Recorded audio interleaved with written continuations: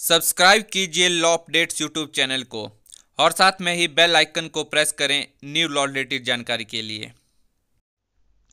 नमस्कार दोस्तों, आज के इस वीडियो में आप जानेंगे कि जमीन की रजिस्ट्री कराने का सबसे आसान तरीका कौन सा है जो कानूनी रूप से माननीय है।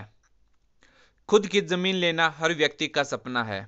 जब कभी भी कोई इंसान खुद की जमीन खरीदता है तो उस समय उस व्यक्ति को मालिकाना हक प्राप्त करने के लिए कागजी कार्रवाई भी करनी पड़ती है, जिसे हम रजिस्ट्री भी कह सकते हैं। जमीन की रजिस्ट्री कैसे कराई जाती है, आज हम आपको इस वीडियो में यही बताएंगे। जमीन की रजिस्ट्री क्या होती है?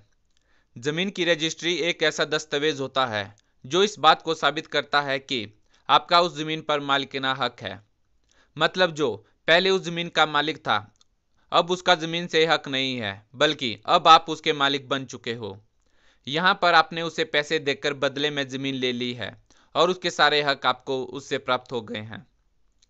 जमीन की रजिस्ट्री कैसे कराएं? जमीन की रजिस्ट्री करवाना एक प्रकार का कानूनी कार्रवाई की तरह है, जिसके लिए आपको कई प्रकार के कानूनी काम करने पड़ते हैं।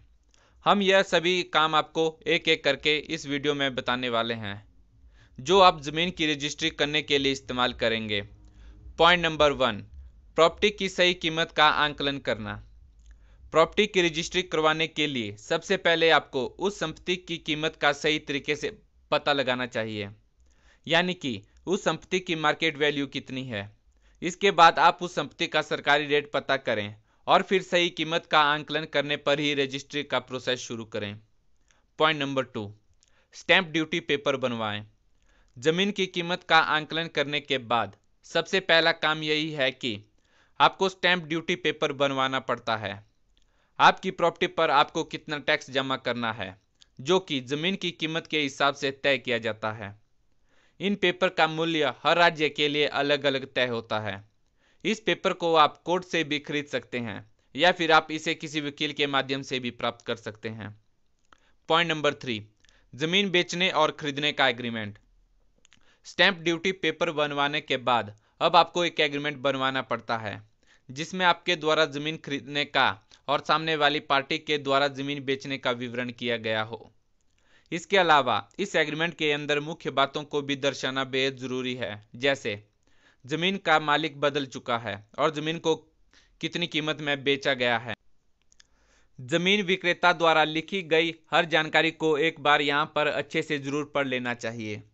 पॉइंट नंबर 4, रजिस्ट्री के लिए सब रजिस्ट्रार के पास आवेदन। आखिर आपको एक वकील की मदद से सभी दस्तावेजों को एक साथ ले जाकर सब रजिस्ट्रार कार्यालय में जमा करवाना पड़ता है।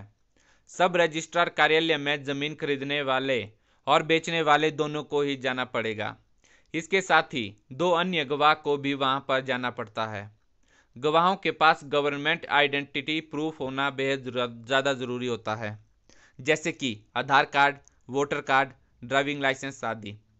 रजिस्ट्रार के पास सभी डॉक्यूमेंट्स को जमा करने के बाद वह आपको कंफर्मेशन के आधार पर एक रिसिप्ट देगा। जमीन की रजिस्ट्री करवाने हेतु जरूरी दस्तावेज। Point number 1, identity card. Point number 2, account certificate. Point number 3, no objection certificate. Point number 4, general power of attorney. Point number 5, allotment letter. Point number 6, latest receipt related to property tax. तो दोस्तों, आज की इस video में हमने जाना कि जमीन की रजिस्ट्री कैसे करवाएं। उम्मीद है आपको ये वीडियो पसंद आई होगी, तो फिर वीडियो को लाइक करें, अपने फ्रेंड्स को शेयर करें और कमेंट करके बताएं वीडियो कैसी लगी। और हाँ, ऐसे ही लॉ की जानकारी के लिए हमारा यूट्यूब चैनल जरूर सब्सक्राइब करें।